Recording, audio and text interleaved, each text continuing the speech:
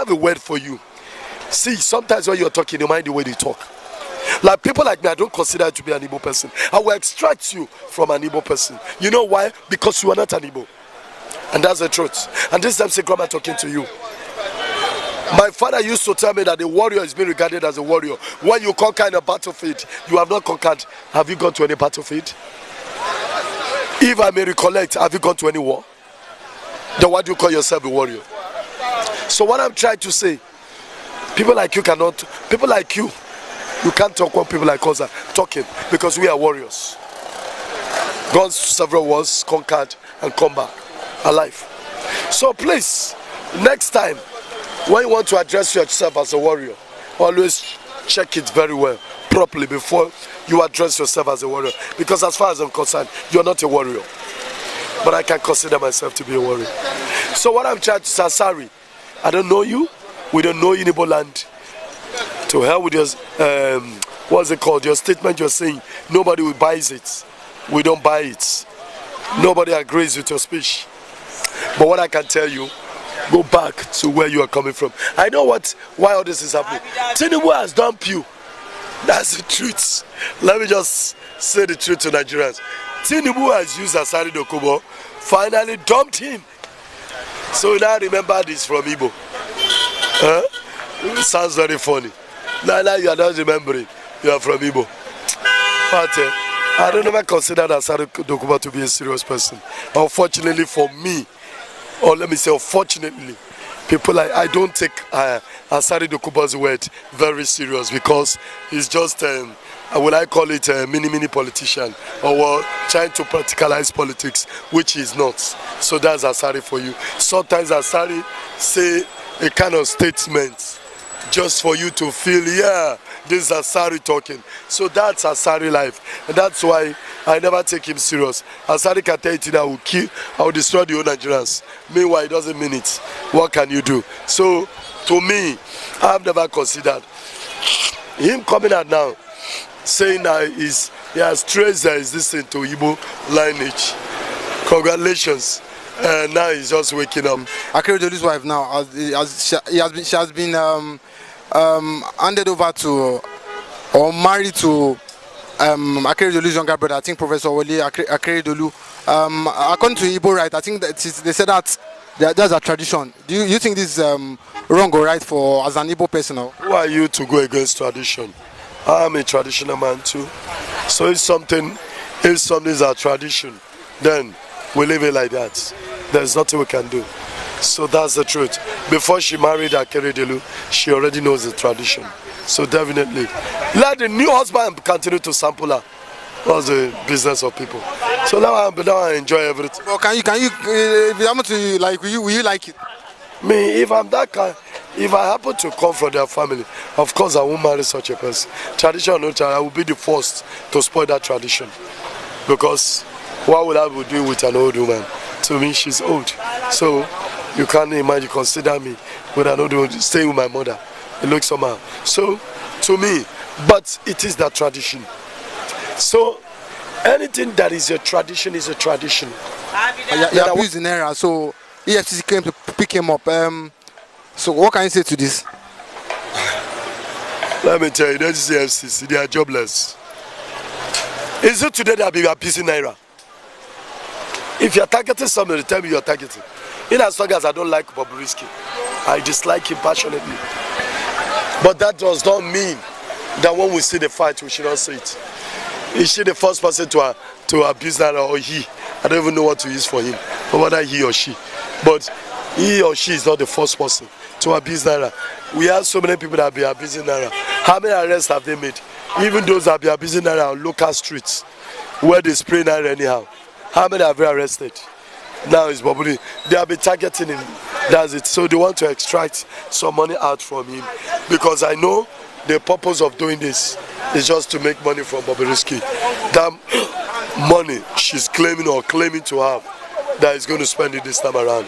So I'm in support of it. Let them at least extract some millions out of him, so that his brain should be wise. So it's good. Yeah, I'm not against EFCC on that, but I'm against when you want to work. You work with your intelligence EFCC do not put intelligence, do not consider intelligence aspect of it. They are just working, thinking Nigerians are fools. That's my problem. So, Bobrisky, good luck. Go and spend your millions to EFCC, and let's see how it turns out. So that at the end of the day, you also can be saying, Baba, come back. Tinubu, come back. Tinubu, come back. So that's just how it's going to be. At least now is welcome. Ashiwaju Bola Ahmed Tinubu. Now to you now, Bobrisky. Okay, and nobody has ever arrested you. Tinubu got there, they arrested you. And I'm sure that you voted for Tinubu. Anyway, I don't want to talk. All right. Good morning. Good morning. Okay, we've seen Asari Dokunbo come and say that he's not an Igbo by tribe or something like that. But this is someone that's come out in time past to say that he's not an Igbo man. But I don't know what just changed this period. Whether it's because maybe Tinubu has him, or I don't know if they abandoned him. And I think, but some people come and say that someone that's always controversial. So what can you say to this? You see, Asari Dokunbo is his mouth keeps leaking. He's a confused man, and I think anybody that takes Asari Dokunbo seriously is just, undoing himself. We have always known that the Ijaws, most especially in the South and the Igbos, are cousins. Yes, they might not be the same father, the same mother, but they are cousins. They have so many related, cultures, and that is a known fact. Then secondly, I think Asari Dokunbo is only speaking out of spite, because he feels Tinubu has abandoned him. Yes, Tinubu has used and abandoned him. There are so many people that Tinubu used during the campaign season. Don't forget, it was Asari Dokunbo that took his boys to, during that judgment, when they were having that, court issues. His boys were always at Abuja, drumming to support Tinubu. He got paid, didn't he? So his service has been rendered, and he has been sent back to the bench. So I don't know what his problem is. He even went out to issue a threat to the military that if they do anyhow, they'll take it with Oto. Asari Dokunbo should never be taken serious. He's just one man that talks too many, and he's an unserious fellow. Yeah. And today, Bobrisky will be taken to court for naira mutilation and abuse of naira. We saw in a video where it was spraying money and stuff like that. So I don't know, but what can you say to this? Asari Bobrisky issue, well, Bobrisky is just being caught up with karma. He's just being caught up with karma. However, I think the EFCC are being selective. The level of hypocrisy in EFCC and the police force is stinking like a soccer way. These people will see a chief priest Cubana, they will see a Davido. In fact, Davido mutilates Nigerian notes, emulate the USA dollars, but the EFCC never go out to arrest them. So there's this selective apprehension that's going on in those our economic financial crimes commissions. Anything that is going against Bobrisky now is just personal vendetta, and I think it is the person behind it is very dark man.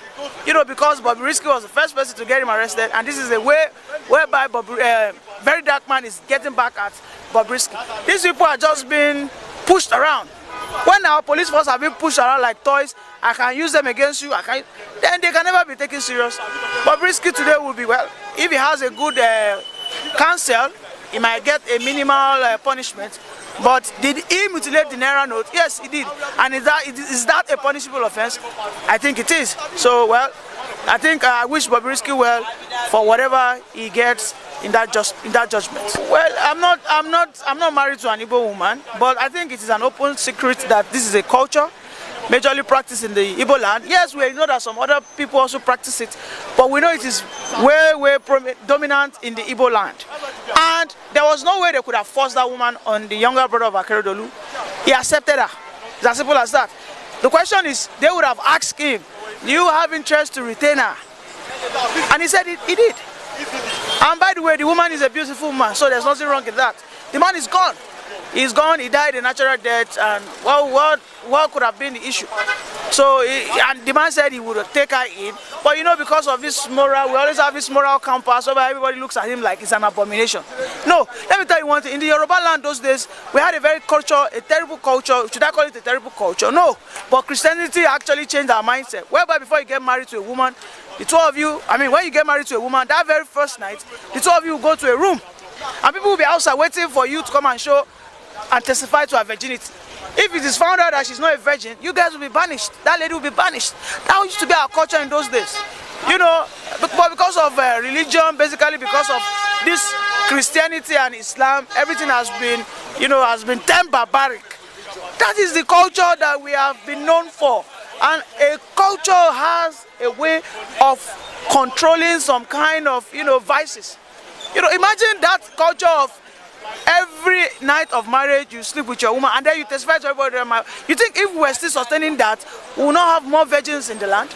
Today Today a lady of 30 years old has gone, unfortunately. So that's what I have to say. Thank you very much.